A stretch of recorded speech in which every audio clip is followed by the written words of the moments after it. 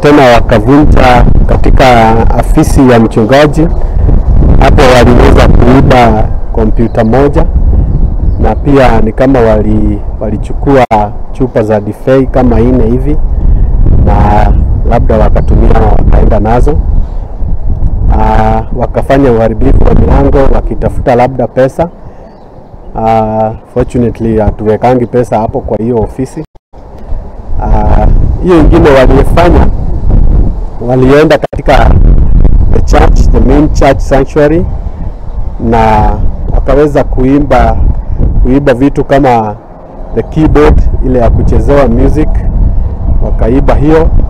Wakaiba pia ile mixer ya sound na wakaenda nayo.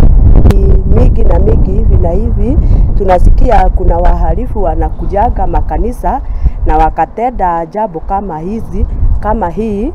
Kwa hivyo tulichukua na mshtuko mkubwa sana asubuhi hii ya leo. Vile tulisikia, tulifahamiwa sana na watchmen solo winning revival churches hapa nchini Kenya. Na mara nyingi ikifika wakati wa msimu kama huu wa Christmas tunakuwa na shida nyingi sana. Kwa sababu watu wamezoea kuja katika makanisani na kuchukua maspika zile tunatumia. Wengine wanakuja kule kuharibu, wanachukua vyombo ambao tunatumia kuwapa watu, hata kama ni mesa ya Bwana.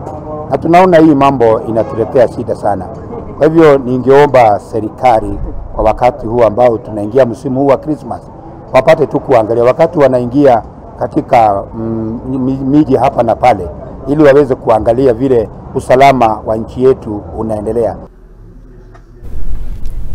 Haya, nore